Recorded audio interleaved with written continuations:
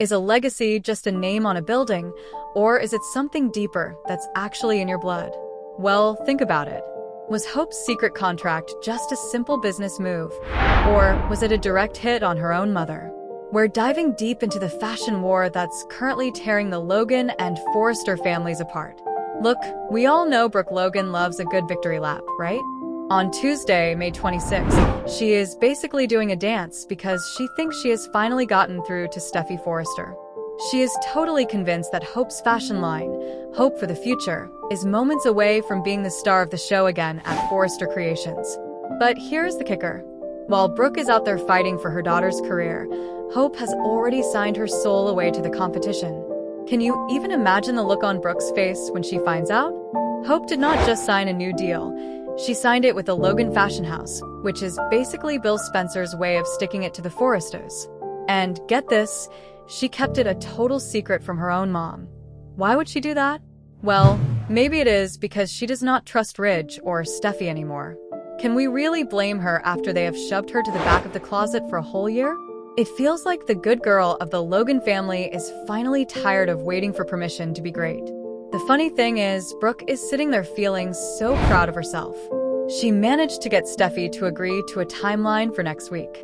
To Brooke, that answer is good enough for now. But to Hope, it likely means very little because she has officially jumped ship. Hope is in a really tight spot now that Brooke is spilling this good news. Will Hope actually regret signing that contract now that Steffy is finally giving her a chance? Or is she just done with the empty promises? Part of her might wonder if she rushed into a huge mistake. But regardless, what is done is done. She signed that agreement to bring her vision to Logan, and it is not just a solo move. She is taking people with her to give them a chance to shine. Think about Zend. Zend has been one of the most disrespected designers in that building for a long time. Even the actor who plays him, Delon DeMetz, says his character has been sidelined for like 2 years straight. He is tired of seeing couture take over everything while his work gathers dust. He actually said that a multinational fashion conglomerate cannot just have couture because it makes no sense. So when Hope calls, you know he is going to be tempted to walk away. He has worked so hard on the collection, but it always takes a backseat to Eric and Ridge. If Zend and Hope join Logan, it is going to make the Forresters look like they have no idea how to keep talent. It would send a clear message that the company no longer values its most talented family members. And then there's Deke. Steffy basically forced Hope to fire him, and that really stung. But now, Bill and Katie have hired him as part of Hope's deal. It is like a secret rebel alliance is forming right under Ridge's nose. Even Donna Logan knows about it, and she is lying to Brooke, too. This betrayal is going to hit Brooke like a freight train because her own sisters and her daughter are keeping her in the dark. Is it a betrayal, though? Or is it just survival in a world where the Forresters get everything? While the adults are playing corporate chess, the younger generation is literally throwing punches. Will Spencer and RJ Forrester are at each other's throats. They got into a heated argument, and Will gave RJ a ruthless low blow to the gut. It left RJ absolutely furious. Now RJ is running to Ridge and Steffy on Wednesday, begging them to fire Will. It is like the playground drama never ends, but now it has real corporate consequences. This rivalry is heating up and things are bound to get even messier. And we cannot forget about Eric Forrester. The man who built the whole company felt so pushed out by his own son that he actually begged Katie for a job at her new place. He is 81 years old, and he just wants to stay relevant. John McCook, who plays Eric, says he understands the frustration of being an old actor who does not get as many scripts. He wanted to do this ageism story because he knows it hits home for many fans. But now there is a massive legal war brewing over the designs Eric made while he was at the Logan brand. Bill and Katie say those designs belong to them legally. Ridge and Brooke are trying to make them look like bad people who took advantage of an old man. But Eric actually went out of his way to find them. It is a total battle royale between the Spencers and the Forresters to SO. What do you think about all this? Is Hope finally doing the right thing for her career, or is she just destroying her family for a fashion line? Is it nepotism that Thomas got Deke's job, or is it just how a family company works? Deacon Sharp sure thinks it is nepotism, but fans are divided. Some say Thomas earned his spot, and Hope was the one handed a line. It is a mess, right? And what about the future? We are hearing that 2026 is going to bring even more fireworks. There is a wedding coming up for Daphne and Carter. Carter is determined to make her his bride because she understands him. But there is also a fiery love triangle between Taylor, Deacon, and Sheila. Sheila has no idea that Taylor and Deacon are getting close in their psychiatric sessions. When she finds out, watch out. Steffy is already worried about her mother getting involved with Deacon. IT feels like the old-fashioned rivalries are back, and they are bigger than ever. Forrester Creations has always been the top dog, but Logan is giving them a real run for their money. Even the cast members are picking sides. Tanner Novlin, who plays Finn, is Team Forrester. But Delon DeMetz is Team Logan because he is tired of being sidelined. Lawrence St. Victor is Team Forrester, all the way. The competition is so stiff it ended in a tie when they asked the cast, "What side are you on? Are you Team Forrester or Team Logan?" Do you think Brooke will ever forgive Hope for this secret contract? Make sure to let me know in the comments. If you enjoyed this deep dive into the latest drama, hit that like button and subscribe for more.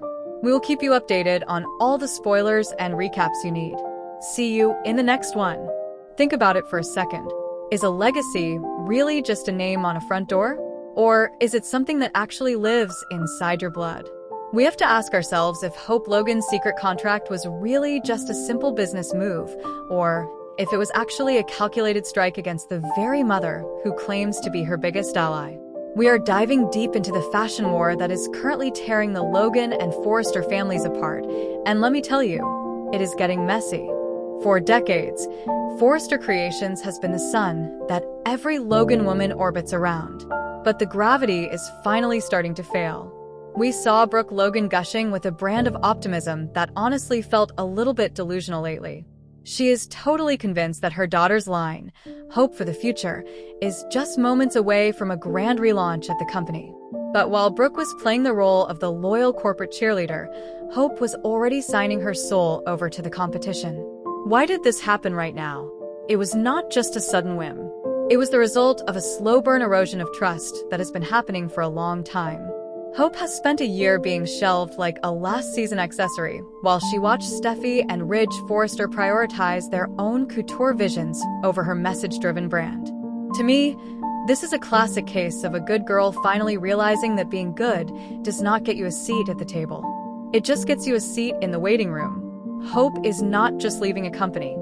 She is effectively divorcing a family dynamic that has gaslit her into believing she was valued while they were simultaneously cutting her budget. Let's peel back the layers on Hope Logan Spencer for a minute. Internally, she is likely vibrating with a mix of total terror and absolute liberation. For her entire life, Hope has been the perfect Logan. She's the one who carries the torch of morality and kindness that Brooke has often dropped over the years. But by signing that contract with the Logan Fashion House, which is the startup funded by Bill Spencer, she is effectively killing off that version of herself. Psychologically, this is a massive act of rebellion against the mother-daughter best friend trope that Brooke leans on so heavily. Brooke views Hope's success as an extension of her own power at Forrester. When Brooke fights Ridge for Hope's relaunch date, she isn't just fighting for her daughter. She is fighting for her own relevance in a building that is increasingly hostile to anyone without the Forrester surname. If Hope leaves, Brooke is left standing alone in enemy territory with no legacy to protect. My opinion on this is that Hope's silence is actually her most powerful weapon. By letting Brooke continue to beg Ridge for favors, Hope is exposing the futility of Brooke's entire position. It's a cold and calculated move that we haven't seen from Hope maybe ever. The real tragedy here is that Brooke actually believes she's winning right now. She managed to secure a timeline from Steffy, and in her mind, that is a huge victory. But we need to look at why Brooke is so desperate to believe Steffy's lies. Brooke's ego is tied to the idea that she can manage the Forresters. If she admits that Steffy is actually sidelining Hope out of spite, she has to admit that her own marriage to Ridge doesn't give her the protection she thinks it does. The interpretation here is pretty fascinating because Brooke is basically fighting a war that Hope has already surrendered. While Brooke is at the front lines with a sword and shield, Hope has already taken the escape pod to Katie's new fashion house. The emotional fallout when the truth finally hits is going to be absolutely devastating. It won't just be a business betrayal. It will be a mother realizing her daughter no longer trusts her to handle her affairs at all. Now, we have to talk about the dream team that could actually make the Logan brand a Forrester killer. It isn't just about Hope. We have Zend Forrester Dominguez, who is arguably the most disrespected designer in that entire building. Zend's frustration is so palpable you can almost feel it through the screen. He's a Forrester by adoption and blood, yet he's treated like a junior intern every time RJ or Thomas walks into the room. Delon Metz, the actor who plays Zend, has been very vocal about this. He's Team Logan because Team Forrester has sidelined his collection for 2 years straight. Psychologically, this is a classic case of the invisible son syndrome. He's done the work and stayed loyal, but he's constantly pushed aside for the golden boys. If Hope, Zend, and the newly fired Deke Sharp join forces at Logan, they aren't just starting a rival brand. They are creating a sanctuary for the misfit talents that Ridge and Steffy threw away. This would be a masterpiece of corporate irony because the Logans and the other Forresters would be teaming up to burn down the house that Eric built. We also have to address the elephant in the showroom, which is nepotism. The fan debate is absolutely raging over whether it is fair that Deke was fired just so Thomas could return. Deacon Sharp is screaming nepotism from the rooftops, and honestly, can you blame him? But the counter-argument from some fans is that Forrester Creations is a private family company. If you want to work there, you better be a Forrester or married to one. However, the interpretation of what a Forrester is has become dangerously narrow lately. Ridge isn't even a Forrester by blood. He's a Morone. Yet he and Steffy act as the gatekeepers of a legacy they've essentially hijacked from the broader family. By pushing out talents like Zend and Hope, they are effectively turning Forrester Creations into a boutique for their own egos rather than a multinational conglomerate. In my opinion, this is the beginning of the end for the Forrester monopoly. When you stop valuing merit and start valuing DNA, your company becomes a museum instead of a trendsetter. While the adults are playing chess with fashion contracts, the younger generation is literally resorting to physical violence. The altercation between Will Spencer and RJ Forrester is a perfect example of this entire rivalry. RJ running to Ridge and Steffy to get Will fired is the ultimate move of a spoiled kid, and it further proves the point that the Forresters rely on authority while the Spencers and Logans are learning to rely on raw power. We also have to look at the patriarch, Eric Forrester. The show is tackling ageism in a way that feels incredibly grounded right now. Eric feeling pushed out of his own company by Ridge's forced retirement party is a psychological wound that won't heal easily. His brief defection to Logan wasn't just a business move. It was a desperate attempt to prove he still has the spark. John McCook, the actor who plays Eric, says he understands the frustration of being an old actor who doesn't get as many scripts as he used to.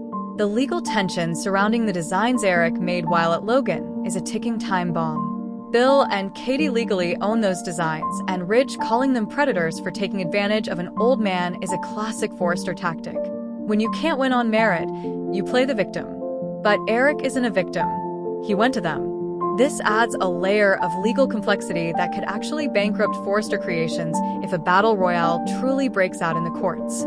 Eric is caught in the crossfire of a war he technically started by just wanting to remain relevant. Ultimately, this is not just about clothes. It's about the Morone insecurity versus the Logan ambition. Ridge and Steffy are terrified that without the Forrester name, they are nothing. That's why they cling so tightly to the company. Hope and Katie are tired of being the plus ones in their own lives. This defection is Hope Logan's version of Breaking Bad, and honestly, it is about time. So, what happens next? I predict that Hope's contract is just the first domino to fall. Once the secret is out, and you know it will blow up in the most spectacular fashion, we're going to see a mass exodus. Imagine a runway show where the Logan brand debuts with Hope as the face, Zend as the lead designer, and Deke as the rising star. The optics would be absolutely disastrous for Forrester. Steffy will likely go nuclear, possibly using Finn as a pawn in her vendetta against Hope. But in the boardroom, the Logans are finally playing to win. Brooke will eventually be forced to choose if she stays loyal to the husband who ignores her daughter's talent, or if she joins her sisters and daughter in the new empire. My bet is that Brooke stays at Forrester until she's the last Logan left, eventually realizing that she's a queen in a kingdom of one. What do you think? Do you think Hope was right to keep the contract a secret from Brooke, or is she just setting herself up for a bigger family disaster? And let's settle this once and for all. Are you Team Forrester or Team Logan? Is it family loyalty or just rampant nepotism that defines Forrester Creations right now? If you enjoyed this deep dive into the fashion wars of the bold and the beautiful, make sure to hit that like button and subscribe for more commentary and analysis that goes way beyond the spoilers. Leave a comment below with your theories on what happens when Brooke finally finds out the truth. You know it is going to be legendary. Thanks for watching, and I will see you in the next one. Now, let's look closer at the actual timeline of this betrayal because the timing is everything. On Tuesday, May 26th, Brooke is riding high. She thinks she has finally secured a future for Hope at Forrester. She is gushing about the news and can't wait to share it. But Hope is already in a tight spot. She has signed the deal at Logan and even got a pretty good deal for Deke as part of the package. The funny thing is, even Donna Logan was in the room and agreed to lie for Hope. This means Brooke is being lied to by her daughter, her sister, and her husband's family all at once. Can you imagine the level of isolation Brooke is going to feel? Psychologically, this is going to shatter her confidence. She has been the one fighting the hardest, and to find out she was the only one not in the loop is a slap in the face. Is it possible that Hope wanted it this way? Maybe she wanted to prove that she doesn't need Brooke to fight her battles anymore. This is about agency. For years, Hope has been a pawn in the Brooke versus Taylor or Brooke versus Steffy wars. By making this move in secret, she is finally taking control of her own narrative. But let's look at the other side. Is Steffy really the villain here? Steffy agreed to give Hope a timeline. To her, that is a concession. She is running a business and has to think about the bottom line. The Forrester fans argue that Thomas and Steffy earned their spots by going to design school and working from the bottom. They see Hope as the one who was handed a line because of her name. So, if Hope leaves, is she proving them right? Or is she proving that she can build something from the ground up without the Forrester machine behind her? This is the core of the conflict. It is a clash of perspectives where everyone thinks they are the hero of their own story. Steffy thinks she is protecting her family's legacy from Logan intrusion. Hope thinks she is escaping a toxic environment where she is never enough, and then we have the Bill Spencer factor. Bill has become a man who cares more about family than just money and toughness. But don't let that fool you. He still loves a good fight, especially if it involves the Forresters. By funding the Logan fashion house, he is giving his family the tools to take down his rivals. It is a brilliant move. He gets to be the supportive family man while also being the shark who eats the competition. This rivalry is not just going to stay in the office. It is going to spill over into every dinner party and every holiday. We are looking at a total restructuring of the power balance in Los Angeles fashion.